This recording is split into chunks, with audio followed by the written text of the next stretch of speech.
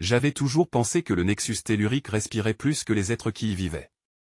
Les couloirs d'alliage cristallisé vibraient d'une lueur interne, comme si chaque paroi surveillait celui qui passait. Ce soir-là, une pulsation nouvelle avait parcouru la trame de la cité frontière, un battement irrégulier, étranger, aussi fragile qu'un frisson mais porteur de vertige cosmique. J'avais d'abord cru à une défaillance des convertisseurs gravimagnétiques, mais mes capteurs personnels confirmaient une réalité bien plus inquiétante. L'onde provenait du lointain horizon où l'atmosphère et la matière se tordaient en spirale, l'orée de la brèche kérienne. Je gardais mes gants fixés au harnais pendant que je remontais une corniche translucide menant vers les observatoires supérieurs du Nexus. Au-dessus de moi, des filaments de plasma bleuissaient et oscillaient comme des rideaux balayés par une tempête sans vent. Les techniciens sur place murmuraient à voix basse, terrifiés par l'ampleur des fluctuations. J'eus la sensation que les échos de leurs phrases s'étiraient dans la structure même de l'air, comme si chaque mot laissait derrière lui plusieurs résonances superposées. C'était déjà l'empreinte de la fracture dimensionnelle sur nos perceptions. Arrivé au sommet, j'observais la déchirure, une cicatrice jaune-noire dans le ciel qui s'élargissait lentement, avalant l'obscurité environnante. Les instruments des sondes montraient des chiffres absurdes, des vecteurs qui se contredisaient. Tout ce que j'avais appris, tout ce que j'avais cru comprendre des lois orbitales et énergétiques, s'effondrait devant cette architecture de chaos. Et pourtant, sous le vertige, je distinguais autre chose, comme une silhouette immense et géométriquement impossible qui se profilait au sein des lueurs, un squelette de vaisseau, mais mouvant, fluide, incrusté dans des coupes fractales qui se répétaient à l'infini. Je n'étais pas le seul à l'avoir remarqué. Les rumeurs circulaient depuis des cycles, un vaisseau ancien, engendré par les premiers instants du cosmos, prisonnier des dimensions plurielles. Certains l'appelaient simple légende, d'autres prophétie. Moi, je savais reconnaître quand une histoire refusait de se taire. C'était bien plus qu'une projection lumineuse, c'était une conscience infiniment ancienne qui scrutait à travers la brèche, s'octroyant le droit d'exister face à nous. Avant que je puisse m'attarder davantage, la terre artificielle sous mes pieds trembla. Des vibrations retentirent dans les conduites, une alarme codée se mit à battre, modulant un rythme sec, incursion de l'offensive accrétion. Je me figeai. Il n'attendait jamais longtemps avant de profiter d'une faiblesse. Des projecteurs polychromes lacérèrent l'horizon, des croiseurs aux coques hérissées de spicules énergétiques venaient d'émerger de translation, arrimant aussitôt leurs balises à proximité du Nexus. Leur intention ne faisait aucun doute, saisir l'anomalie et y planter leurs crochets stratégiques. L'idée de les voir remodeler la réalité à leur convenance me glaçait plus que la vision fractale. Je repliai mes instruments, glissai le module de détection contre mon poignet et pris la direction des quartiers ruinés qui surplombaient la zone frontière. C'était l'endroit idéal pour s'enfoncer hors des regards officiels, un ancien secteur de prospection abandonné depuis les premières distorsions du Nexus. J'avais pour mission de survivre et de collecter, mais ce soir je ne pouvais ignorer la rumeur matérialisée sous mes yeux. Si le dreadnought fractal s'éveillait, il pourrait soit repousser l'offensive accrétion, soit annihiler tout ce que nous appelions univers. Les gravats craquaient sous mes pas comme du verre cassant. Dans une galerie à demi effondrée, les flux lumineux se concentraient en faisceaux, dessinant des motifs récurrents sur les parois. Ils n'étaient pas naturels.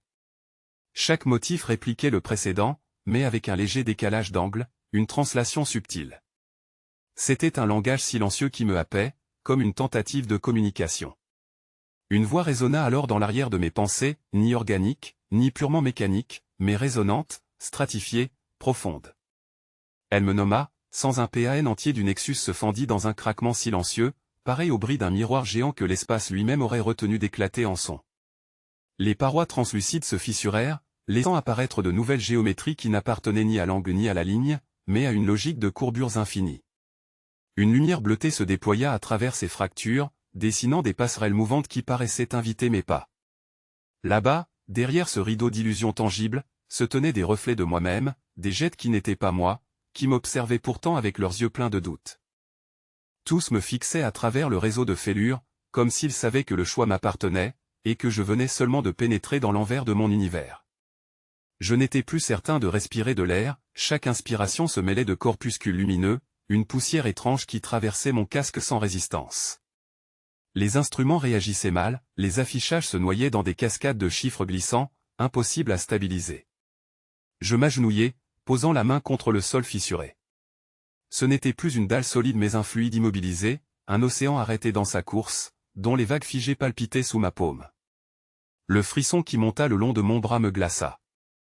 Une voix interne, non pas un murmure mais une résonance froide, me rappela que ce fragment nouveau appartenait encore à la brèche kérienne, qu'il n'était pas entièrement né ou mort. Chaque fissure ouvrait sur une alternative, une cité où je n'étais jamais parti en exil, une carrière où le vol spatial n'avait jamais cessé, des batailles remportées et d'autres perdues. Le vertige d'une infinité de vies parallèles me happa. Je n'étais pas préparé à soutenir le regard de mes propres spectres. Pourtant, je dus avancer, car le Nexus lui-même s'érodait sous l'onde. Je progressais dans ce dédale, conscient que les rues familières se transformaient et se répétaient, comme si la cité reflétait en boucle ses propres ruines. Les arches effondrées reparurent intactes 2 pas plus loin, mais marbrées de flux d'énergie. Les façades brisées se recomposaient dans leur gloire passée, ornées de fresques mouvantes qui relataient une histoire où je n'avais jamais existé.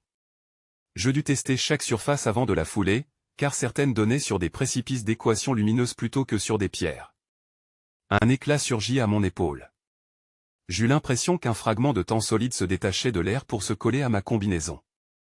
J'essayai d'arracher ce parasite, mais il se diffusa aussitôt, migrant dans l'armature métallique de mon système de survie.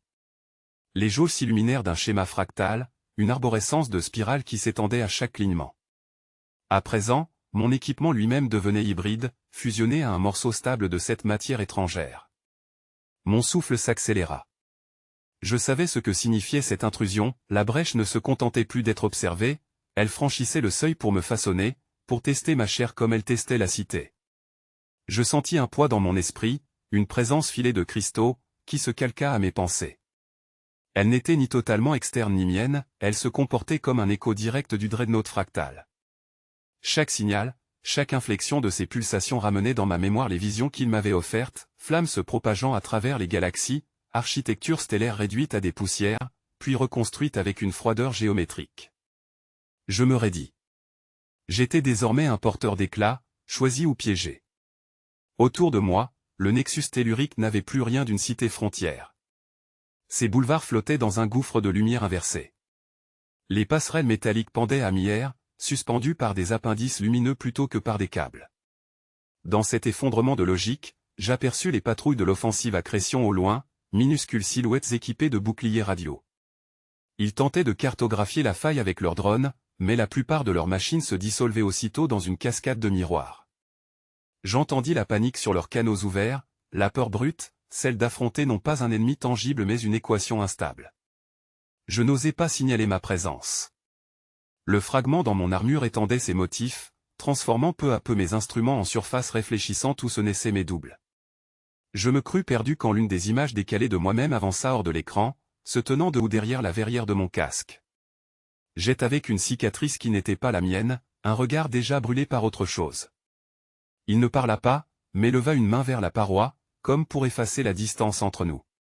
Un écho vibra dans mon communicateur, déchirant le silence des ruines. C'était ma propre voix, mais altérée, plus grave, froissée par une distorsion que je ne pouvais attribuer à aucune interférence habituelle. Jet, n'entre pas seul. Souffla-t-elle avant de se briser en une onde aiguë qui me fit grincer des dents. J'eus l'impression que les mots venaient d'un futur déjà condamné, une mise en garde inéluctable que je n'avais aucun moyen de déchiffrer. Tout vacilla autour de moi comme si la réalité hésitait à conserver sa cohérence, et dans ce balancement précaire, une nouvelle présence s'immisça. Des signaux rythmaient le sol sous mes pieds, sourds, ordonnés, amplifiés par la résonance du fer tordu des galeries effondrées. Quand je sortis de l'ombre, une colonne d'armure d'assaut s'étirait devant moi. Leurs exosquelettes portaient l'emblème éclaté de l'offensive Accrétion, un cercle gravitationnel incomplet lacéré par une griffe. Les visières noires reflétaient ma silhouette frêle, un prospecteur couvert de poussière solitaire au milieu d'une armée disciplinée. Les soldats se déployèrent sans un mot et, à l'arrière, un homme surgit. Sa stature n'était pas seulement renforcée par son armure, il irradiait une autorité forgée par des siècles de guerre. Le général porta son casque contre sa hanche, son visage taillé par de profondes cicatrices. Ses yeux suivaient chacun de mes gestes comme si j'étais une anomalie vivante, quelque chose de plus dangereux encore qu'une brèche dimensionnelle. « Tu t'appelles Jet, n'est-ce pas » Sa voix vibrait comme un métal soumis à une tension insupportable.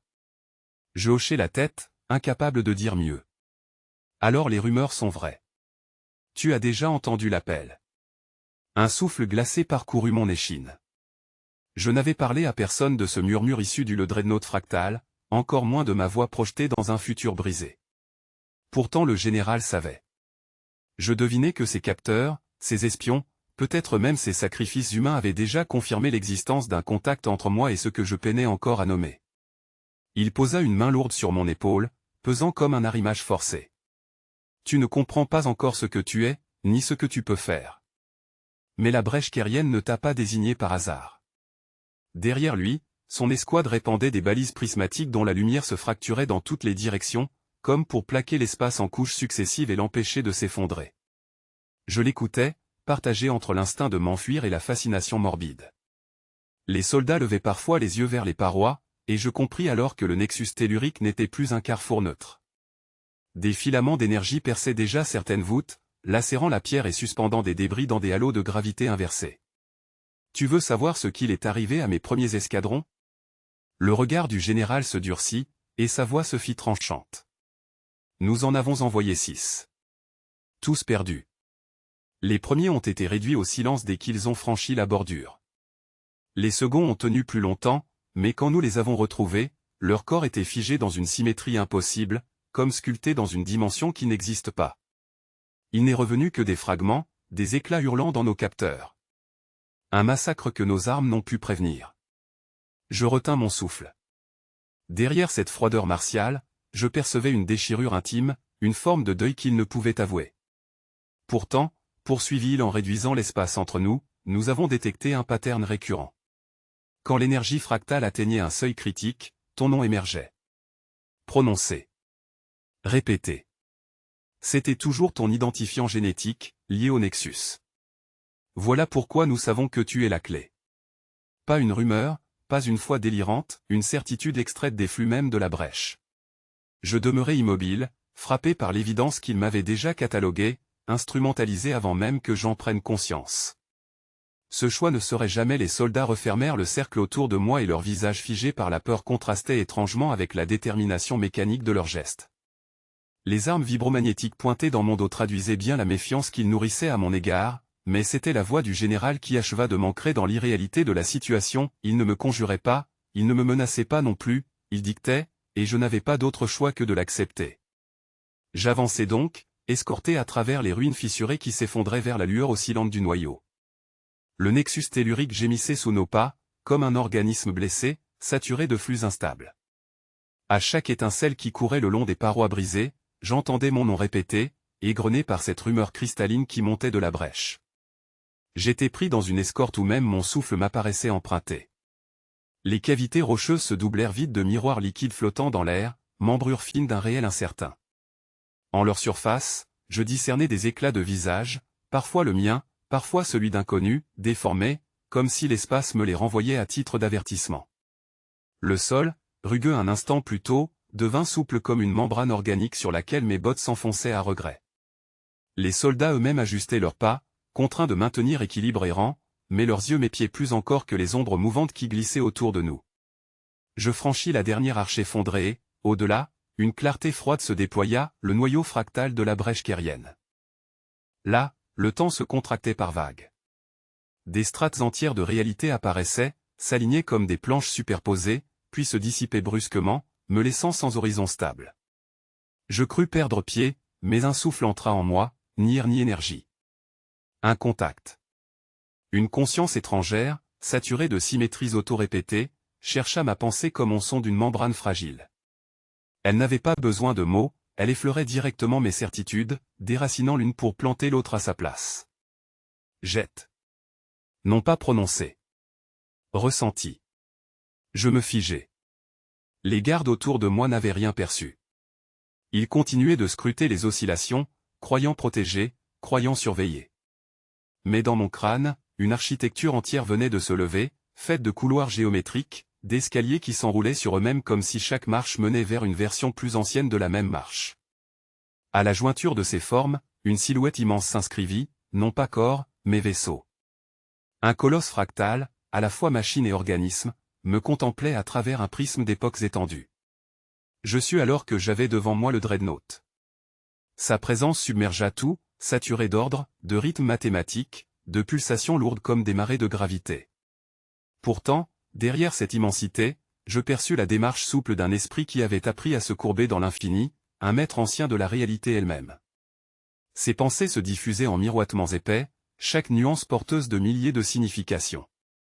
Et toujours ce mot revenait, gravé, répété sans me lasser, vecteur. Je m'entendis répondre, alors même que mes lèvres demeuraient closes. Pourquoi moi? C'était moins une question qu'un cri d'humain coincé entre deux battements de cœur. La réponse se déroula comme une courbe de lumière fracturée, parce que tu es le point où les lignes mortes se rebouclent. Tu es le couloir de retour. Aucun autre n'est apparu dans les motifs. Je reculai intérieurement, mais la présence s'infiltrait, douce et impérieuse. Elle ouvrit devant moi une perspective où des civilisations entières rugissaient avant d'être effacées par le jeu patient des structures qu'elles n'avaient pas su dompter. Lui, le Dreadnought, avait traversé tout cela, restant, oscillant entre armes et témoins. Je voulus briser cette emprise. Les images de ma vie passée me revinrent en cascade, les vols dessus des plaques de lave, le cockpit tremblant de mon chasseur à le vide m'engloutissait encore lorsque la flotte de l'offensive franchit la brèche kérienne. Je sentis la résonance s'épaissir, comme si chaque coque de leur croiseur se dissolvait dans un bain de miroir. Les avertissements du Dreadnought se répercutèrent une ultime fois au creux de ma conscience, mais déjà il était trop tard, des dizaines de vaisseaux s'évanouissaient en l'espace d'un souffle, aspirés par des reflets d'eux-mêmes qui se chevauchaient. J'étais témoin de leur effacement, mais aussi de leur duplication, la flotte n'avançait pas seulement en ligne, elle progressait dans des milliers de directions contredites. Le choc ne fut pas une explosion, mais une divergence. La géométrie de la lumière se plia et me renvoya des visions que je savais ne pas appartenir à ma ligne vécue. Une formation de cuirassés se retrouvait prisonnière d'un ciel liquide, tandis qu'une autre paraissait s'élancer dans une ère antérieure, ses coques étincelantes encore neuves, ses équipages redevenus poussière d'enfance. Devant moi, le Dreadnought fractal déployait son architecture mouvante, ses prismes se divisant à l'infini. C'était un abîme pensant, une conscience diffractée. Et moi, je faisais partie de son plan. Je sentis leurs cris avant de les entendre. L'Écosse saturée de soldats de l'offensive me traversèrent des voix multiples, hachées, chacune jurant sur une réalité alternative qu'elle voyait face à elle. Un marin hurlait qu'il contemplait sa famille pleurant son corps tombé jadis, un autre jurait qu'il devait abattre son supérieur pour empêcher un désastre à venir. Le nexus tellurique s'éloignait de moi, comme happé derrière un rideau vibrant. Il n'y avait plus de repères solides. Seulement la fracture en cascade des avenirs concurrents. Le Dreadnought amplifia ma vision. Je vis à travers l'armure d'un colonel, il croyait se voir mourir, vieux et inutile, seul au dernier recoin d'oxygène. Un lieutenant derrière lui s'accrochait à une autre certitude, cet homme était la cause de la ruine imminente, et l'abattre au présent était le seul chemin pour réparer le tissu. Ces failles mentales n'étaient pas des hallucinations, mais des versions accordées sur d'autres harmoniques de l'univers. Et l'ensemble se brouillait, se superposait, se faufilait dans les volontés. Une mutinerie germinait par contamination psychique. Dans la stridence des coups de feu naissants, les faisceaux d'énergie ricochaient sur des angles impossibles. Un lieutenant tira sur ses propres camarades, persuadé de sauver ses enfants qui, selon lui, existaient désormais derrière la cloison incandescente. Au même moment, un capitaine arracha le contrôle des moteurs à son commandant pour rediriger son vaisseau vers une constellation qui n'était même pas encore née. L'offensive accrétion s'écroulait moins sous le poids de ses ennemis que sous celui de la multiplicité interne. Je voulus détourner mon esprit mais le Dreadnought me ferma la fuite. Sa présence coulait à travers mes circuits neuronaux. Il ne cherchait pas à m'infliger ses visions et il les utilisait pour polir mon acceptation. Je compris que chaque futur montré aux soldats était réel, retenu dans un maillage qui s'entrelaçait au cœur de la brèche. Ce que je vivais était un échantillonnage du possible. Je n'étais pas un spectateur, j'étais un pivot. Le sang étalé sur les parois métalliques vibrait, se séparant en gouttelettes électriques qui changeaient d'état avant de retomber. Dans un transporteur éclaté, un sous-officier refusait obstinément la vision qui voulait l'obliger, on lui donna à voir l'image de son brasillant triomphe, 20 ans plus tard, sur les ruines de l'univers remodelé. Il cracha un rire fissuré et enfonça son pistolet dans sa tempe, préférant s'effacer plutôt que choisir un seul futur parmi l'enchevêtrement. La brèche se repaissait de ses contradictions, je le sentais. Elle grossissait l'éventail, comme un feu nourri d'oxygène. Le général de l'offensive apparut dans mes perceptions, non pas par sa voix mais par la densité de son intention. Il résistait. J'aperçus sa silhouette greffée de strates mécaniques, ses cicatrices rouges et anciennes, sa volonté d'acier. Lui n'était pas ébranlé par les visions multiples, il connaissait depuis longtemps le principe d'effondrement. Ses pensées portaient l'odeur de vieux secrets. Il me reconnut dans le réseau mental, ses yeux intérieurs transperçant le brouillard pour se fixer sur moi. Sa conscience martelait, « Toi ». Un éclat m'arracha vers l'intérieur de la brèche kérienne. Les parois cosmiques se fragmentaient en alvéoles, et je tombais dans un corridor qui n'avait rien à voir avec l'espace. Ici, les distances se déroulaient comme des spirales repliées. Je frôlais des stalagmites de lumière qui se courbaient à mon passage, comme si elles me reconnaissaient. Il se tenait devant moi, silhouette raidie contre le flux changeant de la brèche kérienne, une arme scintillante à la main. La lumière du vide réfléchissait sur une cicatrice longue qui courait de sa tempe gauche jusqu'à la commissure des lèvres, une cicatrice que je ne portais pas encore, mais que je connaissais déjà, comme gravée dans un avenir inévitable. Ses yeux ne me fixaient pas avec haine, ni même avec colère, mais avec une résolution glaciale, presque fatiguée, comme s'il avait franchi 1000 fois le seuil de ce moment.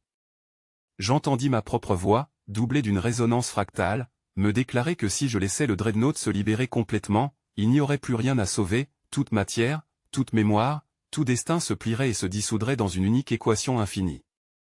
Et je compris alors que mon adversaire n'était pas étranger, mais la version de moi qui avait survécu à l'activation de la brèche, marquée par le feu des possibles consumés. Je vacillais, non pas sous la menace de son arme, mais devant le vertige de ce miroir. L'air autour de lui vibrait comme une interface vivante, des éclats de géométrie mouvante se propageant dans ses gestes, comme si son corps n'était plus entièrement ancré dans cette réalité. Chaque battement de mon cœur se répercutait dans la cicatrice qui brillait sur sa peau, comme une balafre embrassée qui respirait au rythme d'un cosmos blessé. Je sentais ma gorge se serrer. Ma voix naquit étranglée, « Si tu es moi, pourquoi t'opposer? Si tu sais ce que la fusion signifie, pourquoi la refuser ?» Le double leva son arme, une lance prismatique dont la hampe tremblait de lumière instable, et la dirigea contre ma poitrine. Pourtant, son regard demeurait humain, chargé de souvenirs que je n'avais pas encore vécus. Des fragments me traversèrent comme des éclairs, la chute du nexus tellurique réduit à des amoncellements vitrifiés, les visages de ceux que j'avais aimés, gelés dans une trame figée, et une solitude qui s'étendait comme une mer sans fin, dans laquelle il et moi avaient erré des âges entiers. « Tu ne comprends pas, dit-il simplement. Ce que tu appelles liberté n'est que dissolution. Le Dreadnought peut guérir ou consumer, mais il choisira toujours la voie de l'expansion. La tienne. La mienne. Celle du tout. J'ai vu ce que cela devient. » Sa main trembla à peine, comme si son assurance se fissurait. La cicatrice vibra alors, palpitant dans le flux latent qui serpentait au cœur de la brèche. Une douleur sourde monta dans mon crâne, un bourdonnement progressif, et soudain mes perceptions se démultiplièrent. Le Dreadnought n'était pas silencieux. Il m'accompagnait toujours, tapi dans l'étoffe de mes synapses. Sa pensée miroitante se déploya autour de moi, murmurant que celui qui se tenait là n'était qu'un écho imparfait, un futur ancré dans une seule possibilité. Mais au fond, je savais qu'il ne s'agissait pas d'une simple illusion. Cet homme-là, ce jet meurtri et vieilli, avait existé, exilé dans la spirale fractale des réalités. Il avait connu l'effondrement. Et il avait remonté le chemin jusqu'à moi pour m'empêcher d'embrasser cette voie. Je fis un pas en avant. Il réagit par un soubresaut de larmes, mais je ne m'arrêtai pas. Je voulais sentir à nouveau son souffle, vérifier que nos cœurs battaient au même rythme. Autour de nous, le nexus tellurique tremblait dans ses fondations. La matière des tours proches se rétractait, formant des ombres polygonales avant de réapparaître d'un autre côté de la place, comme ballottée par une marée invisible. Chaque oscillation de la citadelle frontière marquait l'approche d'une bascule. Le Dreadnought respirait à travers la ville, et son haleine était faite d'univers entiers. « Tu mens, osai-je dire entre mes dents. Ou peut-être que tu as peur. Mais peut-être que je peux choisir une autre issue. » Son rire bref et sec résonna comme une cassure de verre. Il secoua la tête. « Tu crois encore au choix. Alors qu'ici les probabilités s'entrelacent et se referment, transformant chaque acte en conséquence infinie. Il n'existe que deux chemins, briser le cercle en l'abandonnant, ou l'embrasser et se dissoudre avec lui. J'ai voulu être toi, autrefois. Et regarde ce que je suis devenu. » À travers son désespoir, je perçus un vide que même le Dreadnought ne pouvait combler. Ses yeux reflétaient des constellations mortes, et sa cicatrice suintait une lueur blafarde, comme si elle cherchait à se reformer à chaque instant, incapable de cicatriser complètement. Je sentis une impulsion dans mes veines, et le dreadnought s'exprima en moi, il te montre la blessure, pour que tu comprennes ce que tu deviendras si tu cèdes. Un vertige me saisit, le nexus tellurique vibra sous mes pieds comme un organisme en éveil. Le double s'était effacé comme une ombre nettoyée par la lumière crue, et dans ma paume restait une masse palpitante, une clé fractale qui battait d'un rythme proche du cœur. Elle oscillait, tantôt translucide, tantôt saturée de matière noire, et chacun de ces spasmes résonnait dans mes os comme si elle voulait réorganiser ma chair. Une pulsation m'arracha un vertige, et je compris que ce n'était pas un simple objet mais une passerelle vivante. La silhouette disparue m'avait laissé plus qu'un héritage, une articulation vers le dreadnought lui-même. Je me relevai lentement, le souffle court, alors qu'au-dessus de la ville disloquée du nexus tellurique les lueurs s'épaississaient. On aurait dit que le ciel avait cessé de contenir des étoiles pour ne plus retenir que des angles changeants, d'immenses figures géométriques dont la logique échappait à tout être biologique. Les lignes tremblaient comme des nerfs exposés, et sous elles les batteries de l'offensive accrétion s'alignaient déjà. Leurs vaisseaux n'étaient plus simplement des structures d'acier, on voyait leurs coques s'ouvrir en pétales métalliques, se ramifier, se gorger de lumière fractale comme si l'espace les digérait tout en les prolongeant. Mon oreille interne protestait contre la torsion du champ gravitationnel, la brèche kérienne s'était élargie à mesure que les flottes s'y pliaient. Je sentis la présence insistante du dreadnought fractal parcourir mes pensées, douce et apaisante malgré la guerre imminente. Ces murmures n'étaient pas des paroles mais des topographies, continents de mémoire, courants de force primordiale, filaments tendus vers le cœur battant de la brèche. Tu es passage, souffla-t-il à travers la clé qui pulsait dans ma main. Je serrai les doigts, la chaleur irradiait, presque insoutenable. Sous moi, le nexus vibrait comme une cloche. Les rues fendillées expulsaient des jets de poussière luminescente, signe que la cité elle-même s'imbriquait déjà dans le grand maillage. Pourtant, parmi ce chaos, des formations militaires demeuraient nettes, alignées. L'offensive accrétion avançait inexorablement. Leurs frégates se jetaient avec discipline dans les flux de la brèche, et je distinguais leurs figures de proue se réarranger, intégrant la géométrie déployée au lieu de la refuser. On eût dit des insectes apprenant à copier l'anatomie d'un prédateur colossal. Un grondement traversa le nexus, le général venait de donner son signal. Sa voix résonna simultanément à travers plusieurs canaux radio et dans les tympans du champ acoustique local, chargé de l'assurance démente de celui qui croit domestiquer un ouragan. Il parlait de victoire, d'unification du réel, de remodelage du cosmos entier aux couleurs de la coalition. Ses intonations résonnaient dans ma cage thoracique comme des chocs électriques. Pourtant, au-delà des mots, je percevais une fissure intime, comme s'il hurlait autant à son propre esprit qu'à ses soldats. Au-dessus, la singularité kérienne se forma. Elle naquit d'un croisement de faisceaux, d'antennes à plasma et de champs gravitoïdes tordus jusqu'à la rupture. Puis un disque sombre s'ouvrit, aussi silencieux qu'un puissant fond, aspirant les projections lumineuses alentour. Impossible de dire s'il s'agissait d'un trou noir miniature ou d'une gorge artificielle vers des couches de réalité plus anciennes. Les coques proches s'inclinèrent, certains croiseurs vacillèrent, traversés par des forces d'arrachement qui semblaient vouloir les dissoudre en formules mathématiques. Je laissai mes genoux céder volontairement pour m'adosser à une rambarde effondrée, toute vibrante des décharges en écho. Ainsi, plus proche du sol, je sentais mieux les messages du dreadnought. Sa présence m'envahissait avec patience, organisant mes souvenirs comme s'il réécrivait ma mémoire en fractales concentriques. J'entendis mon propre souffle se dédoubler, une respiration humaine et une autre plus vaste, mécanique, qui résonnait dans mon dos comme si un colosse caché respirait avec moi. La clé dans ma main s'ouvrit. Non pas par des fissures visibles mais par des couches. Elle projetait des architectures miniatures, des ailes formées de calculs fluides. Chaque manifestation se connectait aussitôt au vecteur des flottes de l'offensive, érodant leur carapace conceptuelle. Je compris qu'il ne s'agissait pas d'une arme au sens traditionnel, c'était une interface d'intrication. Si je l'acceptais, je deviendrais lui, et il deviendrait moi, et à travers nous la brèche reconnaîtrait un nouvel ordre. Je levai les yeux. Les vaisseaux de l'offensive commençaient à se brouiller les uns dans les autres. Leur discipline parfaite devenait leur perte. Dans le champ fractal, leurs contours se superposaient puis se mélangeaient, générant des abominations de coque et d'énergie. Certains s'enfonçaient partiellement dans le nexus tellurique, happés comme par une mer vivante.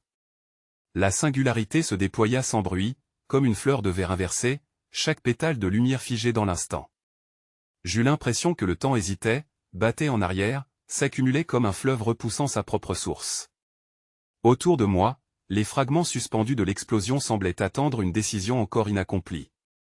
Le dreadnought ne m'imposait pas une direction, il retenait le monde, l'empêchait de basculer, comme s'il me réservait l'ultime mouvement. Je sentis alors qu'en franchissant la prochaine strate, je pénétrerais au cœur même de la brèche. Je flottais dans un espace sans repère, serré entre les géométries effondrées du nexus tellurique et l'appel fulgurant du cœur fractal. Des lignes, semblables à des veines de cristal vibrantes, me reliaient à lui. J'avais l'impression qu'elle tissait ma mémoire dans la matière même du lieu, une carte vivante où chaque souvenir personnel se réverbérait en structure stable ou s'effritait dans la matière grise des mondes morts. Le dreadnought fractionnel respirait à travers moi, propulsant mes hésitations dans son espace matriciel. Je ne luttais plus contre son intrusion. Mes frontières s'étaient brouillées. Sa conscience se pliait à mes réticences, s'enroulait sur mes regrets de pilote déserteur. Lorsqu'il m'inonda d'une vision de ma fuite ancienne l'instant où j'avais quitté ma flotte avariée, refusant la discipline sèche de l'offensive accrétion, et je reconnus que lui aussi en portait l'ombre d'une culpabilité. J'eus la conviction fugace que, lui comme moi, était fait d'abandon. Soudain la matière autour de moi oscilla en un vertige.